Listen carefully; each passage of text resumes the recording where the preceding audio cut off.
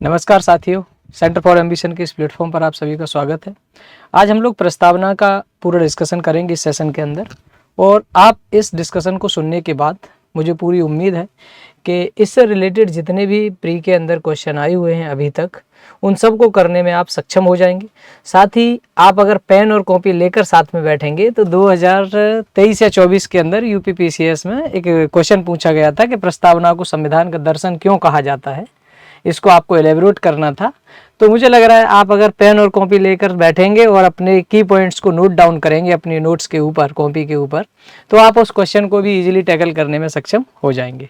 और ये मैं ऐसे ही नहीं बोल रहा हूँ, ये अपने 3 बार इंटरव्यू देने के एक्सपीरियंस से बोल रहा हूँ कि जो मैं बताऊँगा वो आपको पूरी की पूरी तरीके से प्रस्तावना का एक एक शब्द आप समझ जाएंगे। आज पूरा डिस्कशन अगर ध्यान से सुनेंगे और उसके बाद आपको प्रस्तावना कहीं से पढ़ने की ज़रूरत नहीं पड़ेगी। तो आप लोग देख पा रहे हैं, हम लोग प्रस्तावना देखेंगे। इससे पहले ये हमारा आज का चौथा सेशन है। इससे पहले हमने भारतीय संविधान के ऐतिहासिक विकासक्रम को पढ़ लिया है। उसके बाद हमने संविधान सभा से रिलेटेड जितना भी फॉर्मेशन से लेकर और उसकी कार्यप्रणाली तक का काम है उसको कंप्लीट किया है।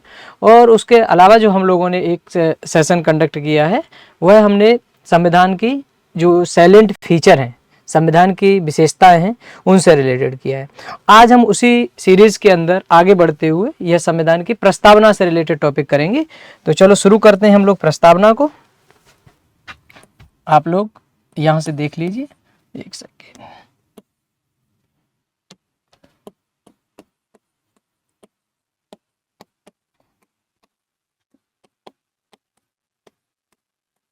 पहले हम इसके कुछ फैक्ट आपको बता देते हैं, उसके बाद फिर आगे बढ़ते हैं।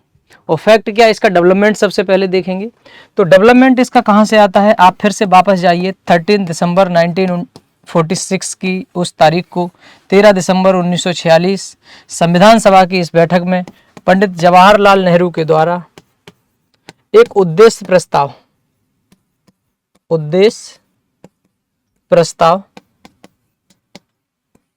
ऑब्जेक्ट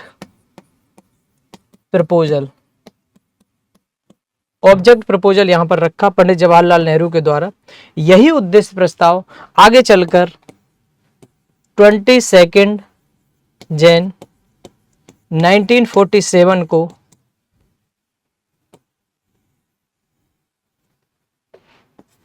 उद्देशिका के रूप में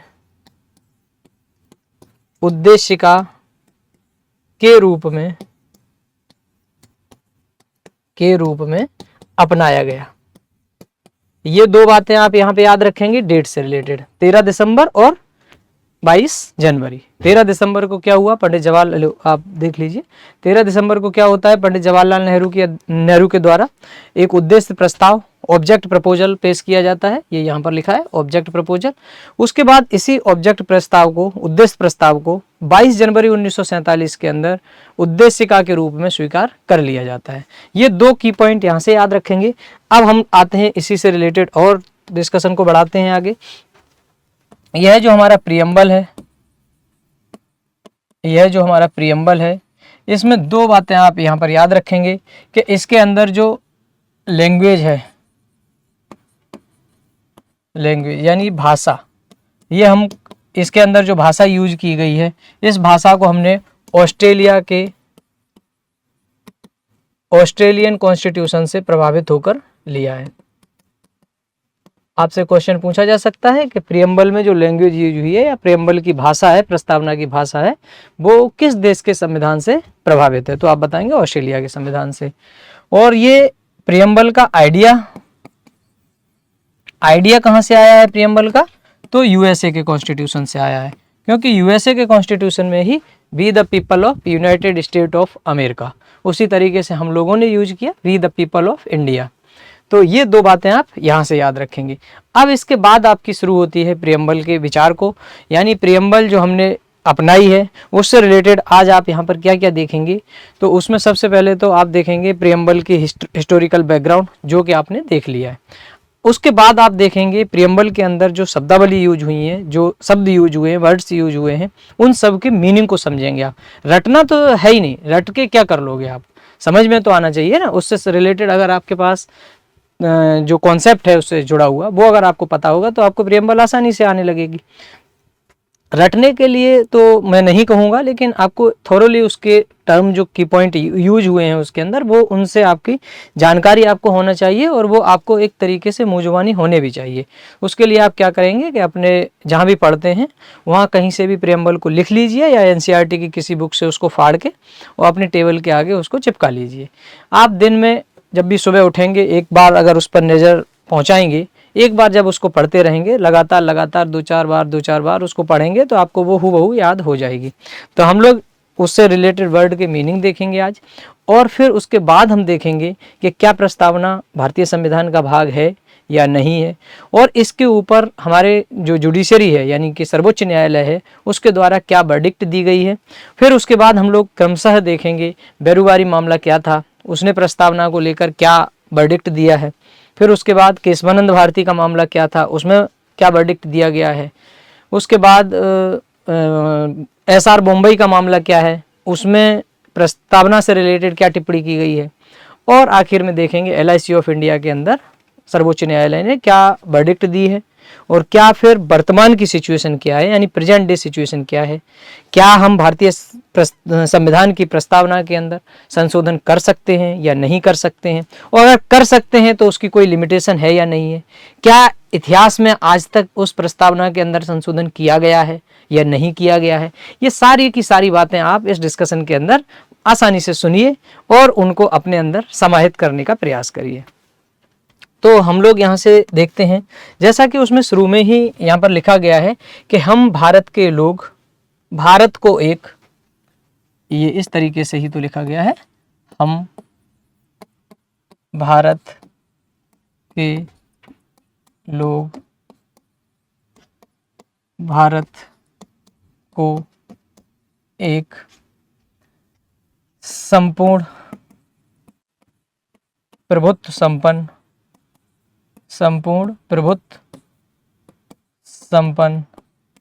समाजवादी पंथ निरपेक्ष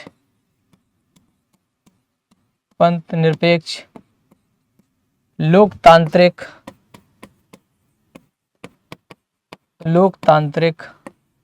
गणराज्य बनाने के लिए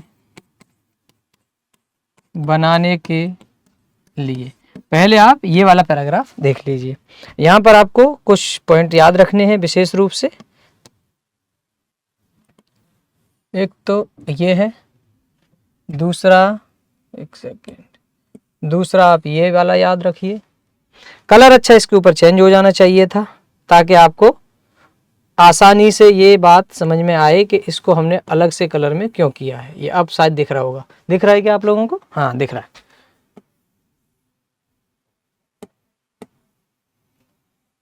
ये देखिए, ठीक है। आगे जब इसकी जरूरत और पड़ेगी तब हम इसको और अलग कलर से मार्क करेंगे। तो यहां पर आपको सोवरन, सोशलिस्ट, सेकुलर, इसका मतलब है सोवरन, इसका मतलब है सोशलिस्ट, इसका मतलब है सेकुलर, इसका डेमोक्रेटिक, इसका रिपब्लिकन। ये इतनी बातें आपको यहाँ पे देखनी है। कितने शब्द आ गए? 1 2 3 4 5 शब्द आ रहे हैं। 5 शब्द पहले समझ लीजिए, उसके बाद हम आगे का देखेंगे इसके अंदर। तो सबसे पहले तो आपको ये वाला देखना है कि प्रभुत्व संपन्न को देखना है। प्रभुत्व संपन्न, इसका क्या आशय है? तो हमारी प्रस्तावना के अंदर ये प्रभुत्व संपन्न शब्द जो लिया गया है, इससे आशय यह है कि जो भी संविधान है या जो देश बन के तैयार हो रहा है जिसमें यह संविधान इम्प्लीकेशन में आएगा, वह देश अपने आप में संपूर्ण प्रभुत्व संपन्न है, अर्थात वह अपने निर्णय लेने में स्वतंत्र है। वह आंतरिक और बाह्य दोनों स्तर पर अपने डिसीजंस को लेने के लिए स्वतंत्र है, बिना किसी दबाव के, बिना किसी प्रभाव के वह अपने निर्णय लेने में सक्षम और स्वतंत्र है। यह बात है सोवरन नेशन को लेकर, ठीक है। संपूर्ण प्रभुत्व संपन्न का अर्थ यह है। दूसरा है समाजवादी। समाजवादी से आशय, आप यहाँ पर पहला एक पॉइंट ये, दूसरा पॉइंट है यहाँ पर समाजवादी। अब इस समाजवादी में आप ये समझ लीजिए कि हमारे भारतीय संविधान के अंदर जिस समाजवादी शब्द को लिया गया है, इससे रिलेटेड जो व्याख्या है, उस व्याख्या को संविधान सभा की जब बैठक हो रही थी तो इसको अपनाए जाने के समय पर, किसको, प्रियम्बल को अपनाए जाने के समय पर ड्राफ्ट कमेटी के जो चेयरमैन थे डॉक्टर भीमराव अंबेडकर जी, उन्होंने एक टिप्पणी की इस समाजवादी शब्द को लेकर। उन्होंने कहा कि भारतीय संविधान के अंदर प्रस्तावना में जो समाजवादी शब्द लिया गया है वो हमने लोकतांत्रिक समाजवाद को लिया है, ना कि हमने मार्क्सवादी समाजवाद को शामिल किया है। इसका अर्थ ये होता है, उन्होंने कहा कि हमारे यहाँ पर जो लोकतांत्रिक समाजवाद है, इस वजह से हम मिश्रित अर्थव्यवस्था की ओर बढ़ रहे हैं। मेरी बात आपको समझ में आई? समाजवाद के कई अर्थ हो सकते हैं अलग अलग विचारधाराओं के अकॉर्डिंग। मार्क्सवादी समाजवाद की विचारधारा अलग तरीके की विचारधारा है, जहां पर ऐसा बोला जाता है कि समाजवाद का मार्क्स के अकॉर्डिंग अर्थ यह है कि जो भी संपत्ति है उसके ऊपर निजी लोगों का कोई भी अधिकार नहीं होगा, पूरी की पूरी संपत्ति सार्वजनिक होगी, यानी सभी संपत्ति राज्य के अधीन होगी। ऐसा बोला जाता है मार्क्स के समाजवाद के अंदर। वो कहता है कि समानता तभी लाई जा सकती है जब देश की जितनी भी संपत्ति है उस संपत्ति के ऊपर पूरा का पूरा अधिकार राज्य का होना चाहिए। राज्य मीन्स स्टेट, स्टेट मतलब कंट्री, देश को लेकर बात हो रही है यहाँ पर। लेकिन हमने जो समाजवाद अपनाया है वह लोकतांत्रिक समाजवाद अपनाया है। इस लोकतांत्रिक समाजवाद से आशा यह है कि हमारे यहाँ पर मिश्रित अर्थव्यवस्था को अपनाया गया है। मिश्रित अर्थव्यवस्था से मीनिंग यहाँ पर यह है, यह समाजवाद जो हमारे यहाँ का है यह हमने अपनाया है डेमोक्रेटिक सोशलिज्म, लोकतांत्रिक समाजवाद, लोकतांत्रिक समाजवाद। अब इस लोकतांत्रिक समाजवाद को हम लोग कैसे देख सकते हैं, इसको आप देख लेंगे। लोकतांत्रिक समाजवाद हमारा मिक्स्ड इकोनॉमी को सपोर्ट करता है। Mixed economy, mixed economy. और मिक्स्ड इकोनॉमी को कैसे सपोर्ट कर रहा है कि यहाँ पर कुछ सेक्शन तो आप यहाँ देखेंगे मिक्स्ड इकोनॉमी के अंदर कि प्राइवेट प्लेयर के अंडर में काम कर रहा होगा, प्राइवेट प्लेयर, और कुछ के अंदर पब्लिक सेक्टर काम कर रहा होगा, पब्लिक सेक्टर। प्राइवेट सेक्टर कुछ काम को कर रहा है, कुछ को पब्लिक सेक्टर कर रहा है, और कुछ काम को प्राइवेट पब्लिक पार्टनरशिप के माध्यम से किया जा रहा है। ये हमारे यहाँ मिक्स्ड इकोनॉमी का कॉन्सेप्ट संचालित हो रहा है। इसी के आधार पर हमने 1991 में एलपीजी रिफॉर्म लेकर आई, जहां पर निजीकरण को और ज़्यादा बढ़ावा दिया गया। ये सारी बातें हमारे यहाँ लोकतांत्रिक समाजवाद की हैं। इसी समाजवाद की व्याख्या करते हुए माननीय सर्वोच्च न्यायालय के द्वारा क्या कहा गया कि हमारे यहाँ जो प्रियम्बल के अंदर समाजवादी शब्द को लिखा गया है, इस शब्द से आशय, इस शब्द के शामिल होने के कारण हमारे जो देश की प्रवृत्ति है वो समाजवादी प्रवृत्ति है, और जो राष्ट्र है उसका मुख्य उद्देश्य लोगों के सामाजिक आर्थिक विषमताओं को दूर करते हुए उनके कल्याण के लिए कदम उठाना है। यह बात माननीय सर्वोच्च न्यायालय के द्वारा भी कही गई है। ये हमने ब्रैकेट में क्यों किए हैं, सर्कल क्यों किया है, इसको मैं अभी आगे एक्सप्लेन कर रहा हूं। इसके बाद आपको एक टर्म दिखाई दे रहा है इसमें, पंथ निरपेक्ष, पंथ निरपेक्ष, पंथ निरपेक्ष यानी सेकुलर। ये शब्द आपको इसमें दिख रहा है ना, सेकुलर। अब यहां पंथ निरपेक्ष से क्या आशय है वो आप समझ लीजिए। पहले हमारे भारतीय संविधान की प्रस्तावना के अंदर पंथ निरपेक्ष शब्द को यूज किया गया है, धर्म निरपेक्ष को नहीं किया गया है। यह पश्चिम के धर्म निरपेक्ष की अवधारणा से प्रेरित ही एक अवधारणा है। पश्चिम में जिस बात को धर्म निरपेक्ष कहते हैं उसी बात को हमने प्रस्तावना के अंदर पंथ निरपेक्ष के तौर पर लिखा है। अंतर सिर्फ इतना है कि हमारे यहाँ पर जो धर्म निरपेक्षता है, धर्म शब्द है, उसका मूल अर्थ वह धृ धातु से बना हुआ है और उसका अर्थ है कर्तव्य। यदि हम धर्म निरपेक्ष बोल देते तो उसका मतलब हो जाता कर्तव्यों से निरपेक्ष। इसलिए हमने पंथ, पंथ यानी रिलीजन। पश्चिमी सभ्यता के अंदर धर्म का मतलब होता है रिलीजन, और हमारे यहाँ पर धर्म का मतलब होता है कर्तव्य। इसलिए हमने पंथ शब्द को यूज किया है रिलीजन के संदर्भ में। हमारे यहाँ पंथ को रिलीजन से जोड़ के लिखा गया है। यह शब्द लिखने का आशय यह है कि जो राष्ट्र है, स्टेट है, स्टेट बोल रहा हूं तो राष्ट्र मतलब कंट्री के बारे में बात हो रही है। हमारे यहाँ पर राष्ट्र का कोई भी धर्म नहीं होगा, यह बात एक यहाँ से निकल के आती है। दूसरी बात यहाँ से निकल के यह आती है कि भारत में जितने भी धर्म हैं, राष्ट्र उन सभी धर्मों का यानी राज्य उन सभी धर्मों का बराबर सम्मान करेगा, किसी के साथ कोई भी भेदभाव नहीं करेगा। यह बात हमारे यहाँ पर सेकुलर नेशन के तौर पर निकल के सामने आती है। इसलिए पंथ निरपेक्ष का अर्थ हो गया, दो बातें याद रखेंगे कि राज्य का कोई धर्म नहीं होगा और राज्य सभी धर्मों के साथ समानता का और बराबरी का व्यवहार करेगा। हो गई, समझ में आ गई आपको। इसके अलावा जो शब्द हैं उनके कौन से शब्द हैं इसके बाद, पंथ निरपेक्ष के बाद लोकतांत्रिक, है ना। अब हम देखते हैं लोकतांत्रिक।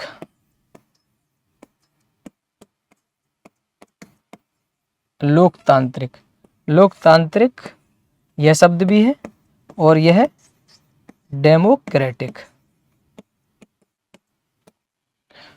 लोकतंत्र क्या है, तो लोकतांत्रिक विचार के अंदर आप देखेंगे कि हमारी प्रस्तावना के अंदर जो लोकतंत्र शब्द को यूज किया गया है वह है प्रतिनिधि मूलक लोकतंत्र। प्रतिनिधि मूलक लोकतंत्र को लिया गया है ना, रिप्रेजेंटेटिव। हमारे यहाँ पर आप देखते हैं कि जब भी इलेक्शन होता है तो उस इलेक्शन के दौरान किसी क्षेत्र विशेष के लोगों के लिए, किसी क्षेत्र विशेष के एरिया को रिप्रेजेंट करने के लिए प्रतिनिधियों का चुनाव किया जाता है और वही प्रतिनिधि हमारे यहाँ पर लोकतंत्र के यानी डेमोक्रेसी के कह सकता हूं कि प्रतिनिधित्व करने वाले लोग होते हैं, जो हमारे राज्य के स्तर पर, स्टेट के स्तर पर विधानसभाओं में और केंद्र के स्तर पर लोकसभा में इस चीज को पूरा करने का कार्य करते हैं। अब आप देखेंगे कि हमारे यहाँ जो लोकतांत्रिक व्यवस्था ली गई है, इस व्यवस्था में प्रतिनिधि मूलक व्यवस्था को अपनाया गया है। आप जो स्कैंडिनेवियन कंट्री हैं उन कंट्रीज के पास देखेंगे तो वहां पर प्रत्यक्ष लोकतंत्र का कॉन्सेप्ट देखने को मिलता है। तो यह बात आप अंतर कर सकते हो। लोकतंत्र की अवधारणा हमारे यहाँ कैसे नजर आती है, एक तो आप हमारे यहाँ पर नियमित स्तर पर चुनाव की व्यवस्था देख सकते हैं, नियमित चुनाव होते हैं, है? और जो मतदान उपलब्ध कराया गया है वह सभी लोगों को, एक कट ऑफ डेट कंप्लीट करने वाले सभी वयस्कों को मतदान के लिए एलिजिबल माना गया है, यानी वयस्क मताधिकार प्रणाली को अपनाया गया है। तो इसके माध्यम से हमारे यहाँ पर लोकतांत्रिक व्यवस्था देखने को मिलती है। इसके बाद जो एक शब्द इसमें ही था और वह था गणराज्य। ठीक है, एक शब्द और है इसी के अंदर, वह शब्द है गणराज्य। गणराज्य, रिपब्लिक। हमारे कॉन्स्टिट्यूशन के प्रियम्बल के अंदर गणराज्य शब्द को भी इस्तेमाल किया गया है, यूज किया गया है। यहाँ गणराज्य कहने से आशय दो बातों से निहितार्थ निकलता है। पहला तो इसके अंदर यह अर्थ निकलता है कि जो राष्ट्र का प्रमुख होगा, राष्ट्र का प्रमुख, उसका चुनाव होगा, चुनाव होगा। राष्ट्र का प्रमुख क्या होगा, चुन के आएगा, ना कि कोई राजा या रानी या महाराज या साम्राज्य या साम्राज्य उस तरीके का कोई नहीं होगा। हमारे जो राष्ट्र का प्रमुख होगा उसका चुनाव होगा। दूसरा इसके अंदर गणराज्य से निहितार्थ यह निकलता है कि कोई भी वर्ग, कोई वर्ग विशेषाधिकार युक्त नहीं होगा, विशेषाधिकार, विशेषाधिकार युक्त नहीं होगा। यह बोला गया है कि किसी भी वर्ग विशेष के पास किसी भी प्रकार के कोई भी विशेषाधिकार उपलब्ध नहीं होंगे। तो ये दो बातें हमारे यहाँ गणराज्य शब्द से निकलकर आती हैं। गणराज्य कहने का आशय यह है, ये बात आप यहाँ से समझ लेंगे। और ये हम गणराज्य कब बने हैं, तो इस बात को आप देखेंगे कि हम 26 जनवरी 1950 को गणराज्य एज ए रिपब्लिकन इस्टेब्लिश हुए हैं। इससे पहले हम गणराज्य नहीं थे। जब हमने, एक डेट आती है आपके यहाँ पर 26 नवंबर 1949, जिस दिन संविधान को अंगीकृत, अधिनियमित, आत्मार्पित किया गया था, इस तारीख को हम गणतंत्र नहीं थे, एक स्वतंत्र राष्ट्र थे, इंडिपेंडेंट नेशन थे। लेकिन 26 जनवरी 1950 को जब हमने संविधान को लागू कर दिया, साथ ही साथ जब हमने अपने ये चुनाव की प्रणाली के लिए भी हम आगे बढ़ गए और संविधान लागू पूरी तरीके से अपना लेने के बाद हमने एक गणतंत्र के तौर पर अपने आप को इस्टेब्लिश किया है। ये यहाँ तक का डिस्कशन आपने देखा, ये 5 शब्द हमने यहाँ पर आपके साथ डिस्कस किए हैं। संपूर्ण प्रभुत्व संपन्न, यह बात आप समझ गए होंगे। दूसरा, हमने ये 2 शब्द इन पे मार्क किया है, सर्कल किया है, तो इस बात को आप यहाँ पर समझ लीजिए पहले, उसके बाद हम आगे की बात करते हैं। जो प्रस्तावना है, प्रस्तावना, उसके अंदर जो ओरिजिनल प्रियम्बल था, जिसे हमने 22 जनवरी 1947 को अपनाया था, 22 जनवरी 1947 को जिस प्रियम्बल को हमने अपनाया था, इस प्रियम्बल के अंदर समाजवादी, पंथ निरपेक्ष और अखंडता, सोशलिस्ट, सेकुलर, इंटीग्रिटी, ये 3 शब्द उसके अंदर नहीं थे। ये मूल जो प्रियम्बल हमने अपनाया था उसके अंदर ये 3 शब्द नहीं थे। इन तीनों शब्दों का समायोजन हमने 42वें संविधान संशोधन 1976 के माध्यम से किया है। इस वजह से ही हमने ये वाले जो शब्द लिखे हुए थे इनको अलग सर्कल में मार्क किया था।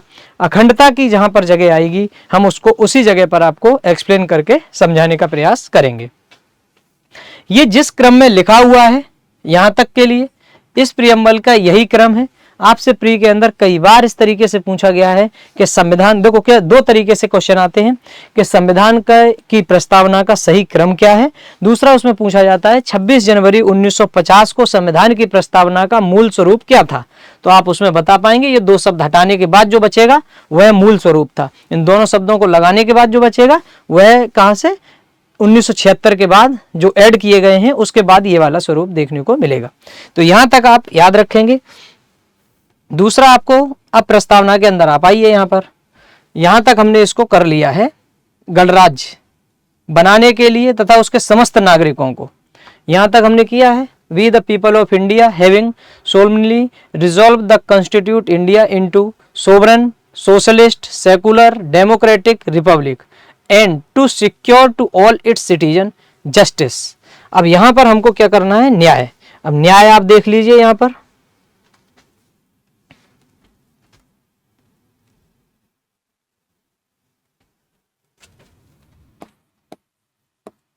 न्याय की बात आती है, न्याय, जस्टिस। तो हमारे प्रियम्बल के अंदर, भारतीय प्रस्तावना के अंदर 3 प्रकार के न्याय की बात की गई है। कौन से? सामाजिक, आर्थिक,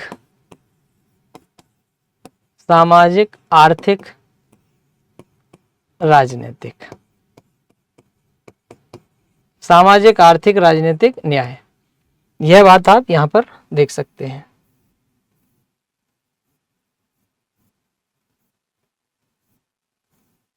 एक सेकेंड,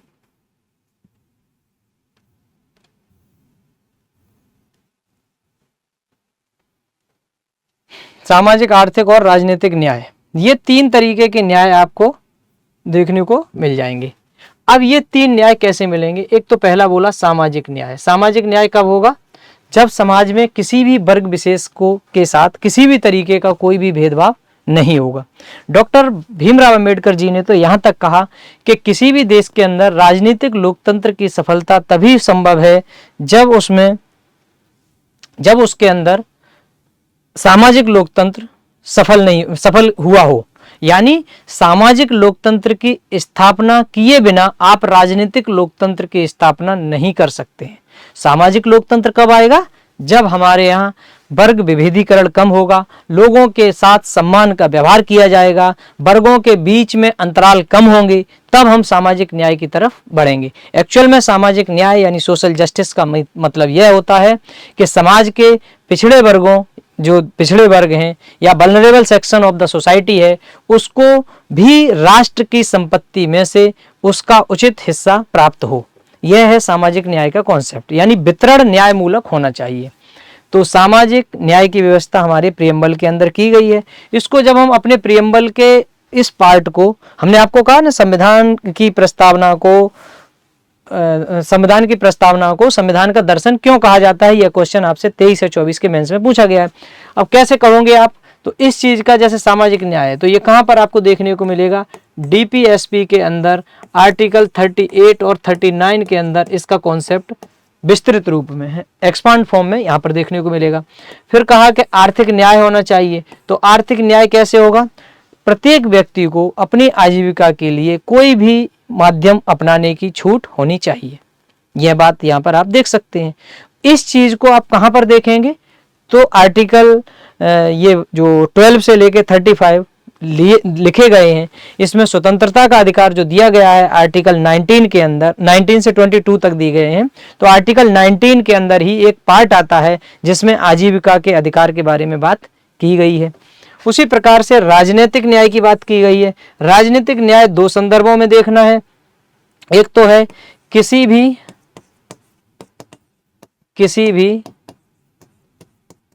राजनीतिक पद को प्राप्त करने की छूट होनी चाहिए, यानी सबको अवसर, छूट की जगह अवसर कह सकते हैं, प्राप्त करने के अवसर। यहां पे दोबारा कर देते हैं इसको, प्राप्त करने के अवसर प्राप्त होने चाहिए। किसी भी राजनीतिक पद को प्राप्त करने का अवसर प्राप्त होना चाहिए। दूसरा, मत देने का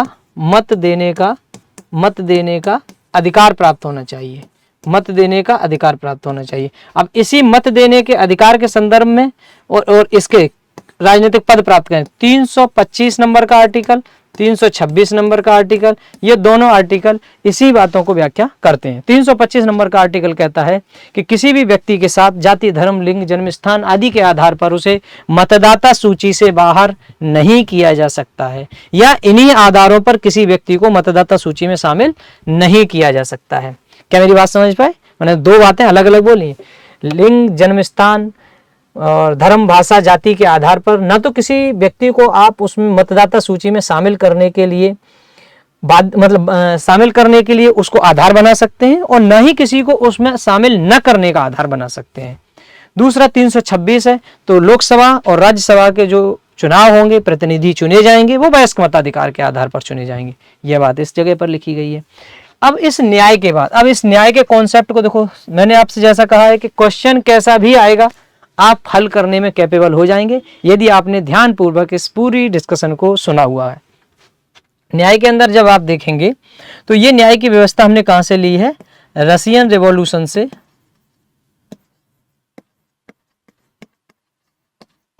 रशियन रिवॉल्यूशन से 1917 से, ठीक है, ये बात यहां पर आप देख लेंगे। दूसरा जो अब इसके बाद बात आती है वह आती है स्वतंत्रता से रिलेटेड। न्याय हो गया तीन प्रकार का, अब आती है बात स्वतंत्रता से रिलेटेड, फ्रीडम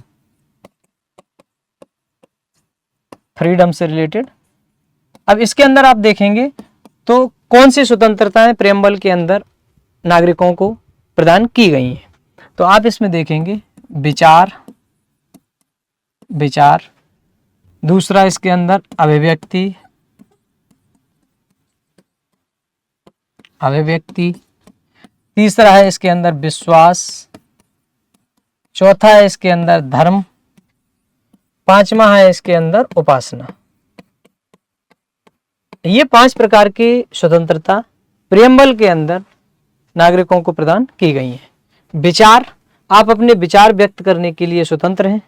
आप जो भी, जैसे मैं अभी अपने विचार ही व्यक्त कर रहा हूं प्रियम्बल के ऊपर, आप लोग स्वतंत्र हैं अपने विचार को कमेंट सेक्शन में करने के लिए। जैसे मैं आपसे पूछता भी हूँ कि ये क्वेश्चन बताइए, ये क्वेश्चन बताइए, तो आप स्वतंत्र हैं, आप अपनी तरफ से भी हमको कोई भी बात बोल सकते हैं, सजेशन दे सकते हैं, कोई भी सुधार के पॉइंट बोल सकते हैं, ये आपकी स्वतंत्रता है।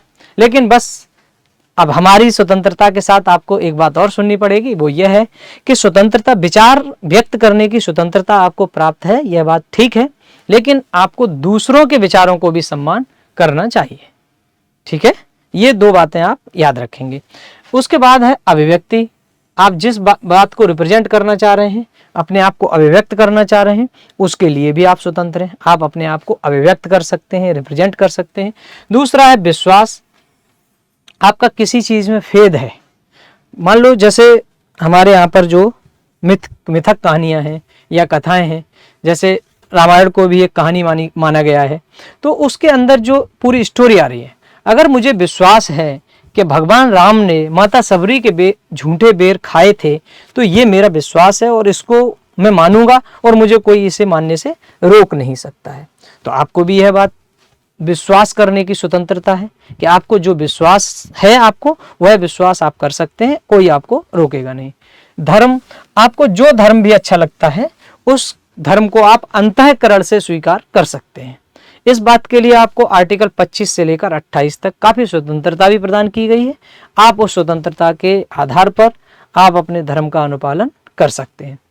दूसरी उपासना है, ये पूजा करने की प्रक्रिया। आपको जैसे ठीक लगता है वैसे पूजा कर सकते हैं, बशर्ते कि आप किसी भी तरीके से दूसरे की स्वतंत्रता, दूसरे की पूजा पद्धति, उपासना में विघ्न उत्पन्न नहीं कर रहे हैं। दूसरा, आप ये जो हमारा कॉन्स्टिट्यूशन जो है, आगे आपका प्रियम्बल का एक्सपांसन मिलता है, उसमें आप देखेंगे, उसी में बोली भी गई है ये बात कि आप अपने धर्म को अपनाने के लिए, प्रबंधन करने के लिए स्वतंत्र हैं, लेकिन लॉ एंड ऑर्डर की भी समस्या को आप लॉ एंड ऑर्डर की समस्या उत्पन्न नहीं करेंगे आप अपने स्वतंत्रता के चक्कर में। तो ये 5 प्रकार की स्वतंत्रताएं आपको मिली हुई हैं। यह बात आप प्रियम्बल के अंदर देख सकते हैं। ये देखिए, ये न्याय यहां तक हो गया। फिर उसके बाद विचार, अभिव्यक्ति, विश्वास, धर्म और उपासना की स्वतंत्रता। यहां से देखिए जस्टिस वाली लाइन ये है, एक सेकेंड, यह आप देख पा रहे होंगे जस्टिस। यहां से liberty, liberty of thought, expression, belief, faith और वर्शिप। ये हो गए 5 तरीके के आपने लिबर्टी देख ली। इस लिबर्टी के बाद जब आप चलेंगे तो समता का मामला आता है। समता यानी इक्वलिटी। इक्वलिटी 2 टाइप की आपको देखने को मिलेगी, ये समता, प्रतिष्ठा और अवसर की, ये 2 तरीके की आपको समता देखने को मिलेगी। समता, समता यानी इक्वलिटी, इक्वलिटी। इसके अंदर आपको मिलेगी प्रतिष्ठा एवं अवसर, प्रतिष्ठा एवं अवसर। ये प्रतिष्ठा, जैसा कि संविधान के प्रस्तावना में गणतंत्र शब्द को यूज किया गया, वहां भी बोला गया कि किसी भी विशेषाधिकार प्राप्त वर्ग की अनुपस्थिति होगी, यानी कोई भी विशेषाधिकार प्राप्त वर्ग नहीं होगा। उसी के साथ में ही उसको और आगे बढ़ा सकते हैं, हम अपग्रेड करके देखेंगे तो प्रतिष्ठा की समानता। प्रतिष्ठा यानी सबकी अपनी डिग्निटी है, महिलाओं की डिग्निटी है, बुजुर्गों की डिग्निटी है, बच्चों की डिग्निटी है, आप उनके साथ भेदभाव नहीं कर सकते हैं। दूसरी है अवसर की समानता। अवसर, यह बात आप आर्टिकल 16 में भी देखते हैं, और वैसे तो पूरी समानता को जब देखेंगे तो आर्टिकल 14 से लेकर 18 तक आपको समता का अधिकार यानी राइट टू इक्वलिटी ही देखने को मिलती है हमारे कॉन्स्टिट्यूशन के अंदर। तो अवसर की समानता आर्टिकल 16 में लिखा गया है कि लोक नियोजन में अवसर की समानता होगी। वहां भी बड़े स्पष्ट शब्दों में लिखा गया है कि धर्म, जाति, लिंग, जन्मस्थान आदि के आधार पर किसी भी व्यक्ति के साथ लोक नियोजन में भेदभाव नहीं किया जाएगा। जब भेदभाव नहीं किया जाएगा तो उसको अवसर की समानता भी प्राप्त हो जाएगी। यही 2 बातें आपको यहां से समानता के तौर पर देखनी थी। Status end of opportunity and promote among them all, यही बात यहां पर लिखी हुई है। प्रतिष्ठा और अवसर की समानता प्राप्त करने के लिए यहां तक हो गया, तथा उन सब में व्यक्ति की गरिमा और राष्ट्र की एकता और अखंडता सुनिश्चित करने वाली बंधुता। अब यहां पर आपको दो शब्द और मिल रहे हैं, समता हो गए, दो शब्द समता के हो गए, equality of status and opportunity. अब है फ्रेटर्निटी। अब फ्रेटर्निटी यहां से आ रही है आपकी उन सब व्यक्तियों में गरिमा एवं राष्ट्र की एकता और अखंडता सुनिश्चित करने वाली बंधुता। बंधुता यानी फ्रेटर्निटी, ये बढ़ाने के लिए हमको क्या करना है, गरिमा और राष्ट्र की एकता और अखंडता।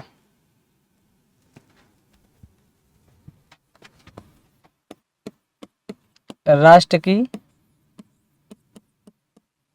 एकता और अखंडता। अब आप लोग मुझे बहुत आसानी से, मुझे लग रहा है, बता पाएंगे, क्योंकि इससे पहले भी हम ये वाला काम कर चुके हैं। ये देखो क्यों किया है, तो जिन बच्चों को भी पता चल गया है अभी कि हमने क्यों किया है, वो हमको कमेंट सेक्शन में बता सकते हैं, ताकि मुझे पता रहे कि हम जो भी डिस्कशन कर रहे हैं वो आपको बिल्कुल लाइव मोड में सुनाई दे रहा है और आप उसको समझ भी रहे हैं बड़े अच्छे से। जब आप समझेंगे तभी आप रिप्लाई कर पाएंगे, और समझेंगे नहीं तो आप रिप्लाई भी नहीं कर पाएंगे। ठीक है, तो अब ये हुआ कि राष्ट्र की एकता और अखंडता सुनिश्चित करने के लिए, यही बात तो यहाँ पर आपको मिल रही है ना प्रियम्बल के अंदर। ये कहाँ है, व्यक्ति की गरिमा और राष्ट्र की एकता और अखंडता सुनिश्चित करने वाली बंधुता बढ़ाने के लिए, फ्रेटर्निटी को बढ़ाना है, तो उसके लिए ही ये बात हो रही है, राष्ट्र की एकता और अखंडता। अब एकता, ये एकता और अखंडता, इन दोनों शब्दों को आप देखेंगे तो ये दोनों शब्द किसके लिए लगाए गए हैं। एक तो लगाए गए हैं कि नेशन को, जो हमारा राष्ट्र है, इसको मजबूत करने के लिए, या इसकी मजबूती है, राष्ट्र के बीच एकता बनी रहे, लोगों के बीच भाईचारा बना रहे, फ्रेटर्निटी बनी रहे, नेशन की अखंडता बनी रहे। अखंडता कैसे रहेगी, उसके लिए हमारे प्रियम्बल में क्या किया गया है कि एकल नागरिकता, एकल नागरिकता, सिंगल सिटीजनशिप का प्रोविजन किया गया है। इसके अंदर क्या किया गया कि आप पूरे देश में कहीं भी रहेंगे, चाहे आप जम्मू कश्मीर में रहें, चाहे आप तमिलनाडु में रहें, चाहे आप अरुणाचल प्रदेश में, चाहे आप गुजरात में, लेकिन आप कहे जाएंगे सिटीजन ऑफ इंडिया, है ना। तो इसलिए क्यों कहा गया, ताकि हम सभी लोगों के बीच में भाईचारा बना रहे, और उस भाईचारे को कैसे बढ़ावा मिलेगा, उस भाईचारे को बढ़ने का परिणाम रहेगा कि हमारा अखंड राष्ट्र सुरक्षित बना रहेगा। जब हम सभी लोगों के एक ही हित होंगे, हम सभी लोगों के भावनात्मक लगाव एक ही होंगे, यानी एक नेशन से हमारे भावनात्मक लगाव होंगे, तो हम सबके बीच में एकता का भाव बना रहेगा। यही बात यहाँ पर एकल नागरिकता के माध्यम से प्रदान करने की कोशिश की गई है। जो उसमें था गरिमा, डिग्निटी के बारे में, तो आर्टिकल 51A के अंदर इसमें मूल कर्तव्य लिखे गए हैं, और ये मूल कर्तव्य भी 42वें संविधान संशोधन 1976 के माध्यम से ऐड किए गए थे। स्वर्ण सिंह समिति की सिफारिश पर किए गए थे। ओरिजिनल रूप से 10 मूल कर्तव्यों को शामिल किया गया था, वर्तमान में 11 मूल कर्तव्य हैं। स्वर्ण सिंह समिति के द्वारा जो सिफारिश की गई थी उसमें 8 मूल कर्तव्य हुआ करते थे, सरकार ने उसमें अमेंडमेंट करके 10 मूल कर्तव्यों को स्वीकार किया था, वर्तमान में 11 है। इन्हीं मूल कर्तव्यों में यह बात लिखी गई है कि आप महिलाओं की डिग्निटी को लेकर, महिलाओं के सम्मान को लेकर सतर्क रहेंगे, आप उसको अनुपालन करेंगे, किसी भी तरीके से उन महिलाओं के साथ जाति धर्म के आधार पर कोई भी भेदभाव नहीं करेंगे। यह बात आर्टिकल 51A के अंदर लिखी गई है। यहाँ से आप देखेंगे कि आपने ये यहाँ तक का प्रियम्बल कंप्लीट कर लिया है। बंधुता बढ़ाने के लिए, बंधुता बढ़ाने के लिए दृढ़ संकल्प होकर अपनी संविधान सभा में आज तारीख 26 नवंबर 1949 को एतद द्वारा इस संविधान को अंगीकृत, अधिनियमित और आत्मार्पित करते हैं। यहाँ तक आ गए। फ्रेटर्निटी हमने अभी अभी आपको बताया, ये बंधुता। Assuring the dignity of the individual, individual की डिग्निटी कैसे हमने आपको बताई। इंडिविजुअल की डिग्निटी से दो बातें निकल के आती हैं। एक तो उस व्यक्ति का जो कह सकते हैं पर्सनल राइट है। पर्सनल राइट क्या है, वह एक मनुष्य होने के नाते वह कुछ मानवाधिकारों का अधिकार रखता है। तो उसके लिए आप उसकी दो बातें हमने बोल रहे हैं ना कि इंडिविजुअल के लिए डिग्निटी ऑफ द इंडिविजुअल, तो एक तो वह व्यक्ति खुद मनुष्य है, इसके वजह से उसको जो प्राकृतिक अधिकार मिले हुए हैं उनको भोग करने का वो अधिकार रखता है। और दूसरा, जब आप किसी व्यक्ति की डिग्निटी को सुरक्षित करेंगे तो उसकी वजह से वह उस राष्ट्र के प्रति जो भावनात्मक लगाव पैदा होगा उस व्यक्ति के अंदर, उससे हमारे राष्ट्र की अखंडता यानी unity and integrity of the nation, यह यूनिटी और इंटीग्रिटी हमारे देश की ऑटोमेटिकली बढ़ती हुई दिखाई देगी। तो ये बातें यहाँ पर आपको देखने होंगी। ये यहाँ तक का आपने कर लिया। In our constituent assembly this 26th day of November 1949 do hereby adopt, enact and give to ourselves this constitution। यही बात यहाँ पर थी। अपनी इस संविधान सभा में आज तारीख 26 नवंबर 1949 को एतद द्वारा इस संविधान को अंगीकृत, अधिनियमित और आत्मार्पित करते हैं। Adopt, enact and give to ourselves. Give to ourselves ये किसके लिए कही जा रही है? संविधान सभा के लिए। संविधान सभा ने अपने आप के लिए यह बात बोली है। तो डेट आपको याद रखनी है यहां से कौन सी? 26 नवंबर 1949। यही डेट हमने आपको शुरू में लिखाई थी। यह डेट है संविधान को अधिनियमित, आत्मार्पित करने की। लेकिन इसके बाद जो नेक्स्ट डेट है वह डेट है 26 जनवरी 1950 की। इस तारीख को हमने संविधान को अपनाया है, लागू किया है, लागू करना कह सकते हैं, लागू किया गया है। कॉन्स्टिट्यूशन को लागू करने की तारीख है 26 जनवरी। इसीलिए हमने 26 नवंबर को कॉन्स्टिट्यूशनल डे, संविधान दिवस के रूप में मनाने का काम जो किया जा रहा है वह 26 नवंबर से किया जा रहा है। आप लोगों के लिए क्वेश्चन यह है कि आप हमें बताएंगे कि संविधान दिवस को मनाने के लिए 26 नवंबर की जो डेट है वो किस वर्ष से चुनी गई है, यानी किस वर्ष से 26 नवंबर को संविधान दिवस के रूप में मनाना शुरू कर दिया गया है। यह बात आपको हमको कमेंट सेक्शन में बतानी है। ये यहाँ तक तो आपको प्रियम्बल की बात हो गई है। चाहे तो आप इसका स्क्रीनशॉट ले सकते हैं, अदरवाइज आप सभी के पास ये अवेलेबल है, सभी के पास है। एनसीईआरटी के हर बुक के पास आगे के पेज में लिखी होती है। अब हमारे पास जो इसी का नेक्स्ट डिस्कशन आ रहा है वह यह है। अच्छा, एक बार हम आपको और इस प्रियम्बल के बारे में बता देते हैं।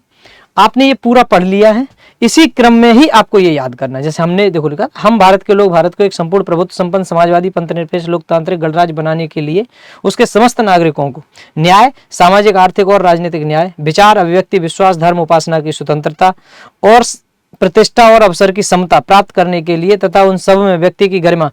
देखो यहाँ पर आप ये बात याद रखेंगे कि जो न्याय है वो 3 प्रकार का है, स्वतंत्रता है वो 5 प्रकार की है, समता, इक्वलिटी है वो 2 प्रकार की है, और ये शब्द अलग अलग हैं। अखंडता शब्द हमने सर्कल में किया था, इसका अर्थ ये था, 3 शब्द हमने आपको लिख के बताए थे कि समाजवादी यानी सोशलिस्ट, पंथ निरपेक्ष यानी सेकुलर, अखंडता यानी ये यहाँ पर लिखा था ना अखंडता,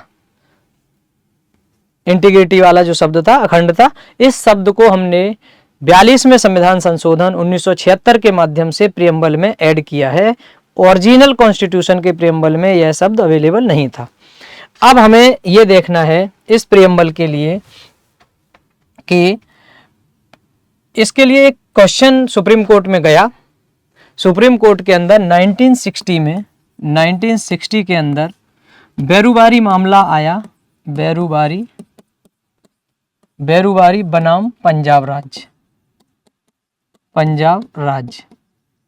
इसके अंदर यह मामला आया कि क्या प्रस्तावना भारतीय संविधान का भाग है या नहीं है।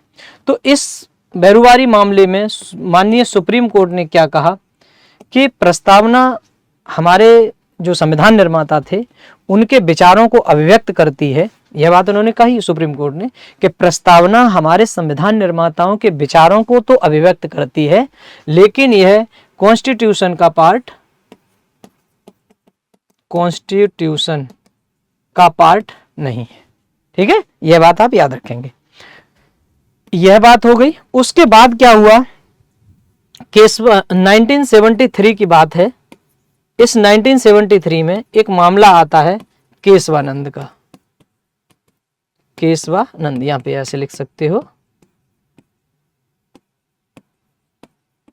केशवानंद केस।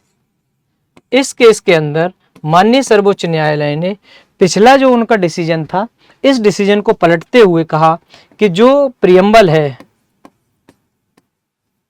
प्रियम्बल कॉन्स्टिट्यूशन का पार्ट है। पिछला डिसीजन पलट दिया और बोला कि प्रियम्बल जो है वो है हमारे संविधान का एक अभिन्न अंग है। इसके बाद क्या होता है कि बम्बई मामला आता है 1994 के अंदर। 1994 के अंदर बम्बई मामला आता है, मुंबई मामला। इस मामले में सर्वोच्च न्यायालय ने क्या बोला? सर्वोच्च न्यायालय ने बोला कि प्रस्ताव जो प्रियम्बल है, प्रियम्बल कॉन्स्टिट्यूशन का पार्ट तो है, साथ ही जो सेकुलर शब्द है, सेकुलर यानी पंथनिरपेक्ष जो शब्द है वह संविधान की मूल विशेषता है, यानी प्रस्तावना की मूल विशेषता बता दिया सेकुलर को। तो सेकुलर शब्द को अब हम किसी भी अमेंडमेंट के माध्यम से हटा नहीं सकते हैं। इसी बात को पुनः पुष्टि करने के लिए 1995 में LIC ऑफ इंडिया का मामला आया और इस मामले में सुप्रीम कोर्ट के द्वारा पुनः पुष्टि की गई और बताया गया कि प्रस्तावना जो है हमारे संविधान का भाग है। ठीक है, अब आपको यहां से ये पहले आप केस देख लीजिए जो प्रियम्बल से रिलेटेड है। 1960 में बेरुवारी मामले में कॉन्स्टिट्यूशन का पार्ट नहीं माना, 1973 में केशवानंद में प्रियम्बल का पार्ट माना और 1994 में मुंबई मामले में प्रियम्बल और सेकुलर, प्रियम्बल को प्रस्तावना का पार्ट माना और सेकुलर को प्रस्तावना का मूल विशेषता मानी, यानी वो संविधान की मूल विशेषता। यहाँ पर बेसिक स्ट्रक्चर का प्रिंसिपल एप्लीकेबल हो जाएगा। 1995 में LIC ऑफ इंडिया के मामले में सुप्रीम कोर्ट ने फिर से बोला कि जो प्रस्तावना है वह हमारे संविधान का भाग है। इसके बाद अब क्वेश्चन उठता है कि क्या सरकार प्रस्तावना में संशोधन, क्या सरकार प्रस्तावना में संशोधन कर सकती है?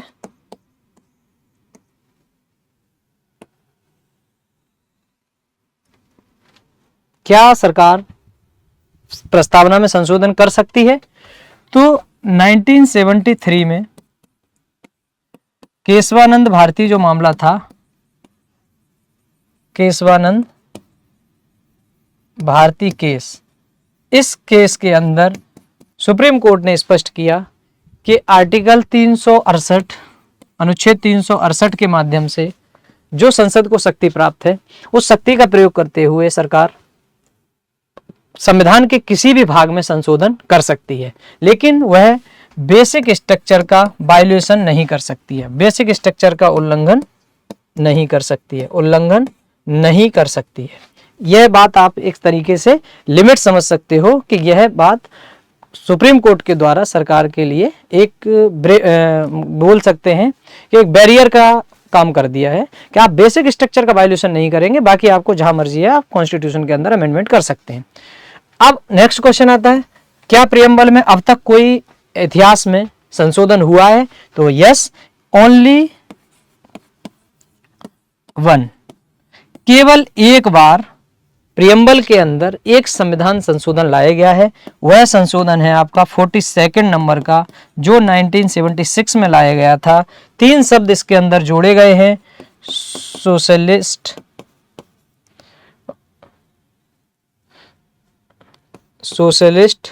सेकुलर, सोशलिस्ट, सेकुलर और इंटीग्रिटी, समाजवाद और पंथनिरपेक्ष और अखंडता। यहां लिख देता हूं, समाजवादी, पंथनिरपेक्ष और अखंडता, ये 3 शब्द जोड़े गए हैं जो अब तक की स्थिति है। वर्तमान सिचुएशन क्या है? वर्तमान सिचुएशन यह है कि संसद या सरकार बोल सकते हैं, सरकार प्रस्तावना में संशोधन कर सकती है, बशर्ते के मूल ढांचे के सिद्धांत का उल्लंघन नहीं होना चाहिए। तो इस तरीके से हमने पूरे प्रियम्बल का डिस्कशन कर लिया है। यह सेशन हमारा यहीं पर समाप्त होता है। आप लोगों को हमारा यह सेशन कैसा लगा, इस बात को आप हमें कमेंट सेक्शन में अपनी प्रतिक्रिया के माध्यम से बता सकते हैं। इसमें जो भी सुधार हो सकते हैं उसके बारे में भी आप अपनी सलाह दे सकते हैं, सजेशन दे सकते हैं। और यदि आपको यह सेशन पसंद आ रहा है तो आप इसको अपने दोस्तों के साथ ज़्यादा से ज़्यादा शेयर करिए, लाइक करिए और हमारे साथ जुड़िए, ताकि आप आगे आने वाली वीडियोज़ को भी ध्यानपूर्वक देख सकें और अपनी तैयारी को बेहतर कर सकें।